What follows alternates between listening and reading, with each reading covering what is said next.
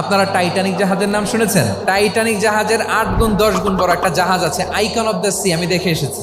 Royal Caribbean দেখে এসেছি। সাগরের সামনে জেটিতে যখন দাঁড়ালাম, জাহাজটা যখন যায়, আমার মনে হচ্ছে একটা শহর, পুরো একটা শহর মনে হয় পানির উপর দিয়ে ভেসে যাচ্ছে। পড়েন সুবহানাল্লাহ। এই যে আইকন অফ দ্য সি, এই জাহাজটা, এটার ভেতরে স্টেডিয়াম আছে, সুইমিং পুল আছে, রেস্টুরেন্ট আছে, 3000 4000 রুম বিশিষ্ট, কক্ষ বিশিষ্ট হোটেল আছে। এই সবগুলোর নিয়ে এগুলো চলে সাগরের দোলার মধ্যে, জলোচ্ছ্বাসের মধ্যে। এই সাগরের ভেতরে এই জাহাজগুলোর ভাষায় রাখছে কে?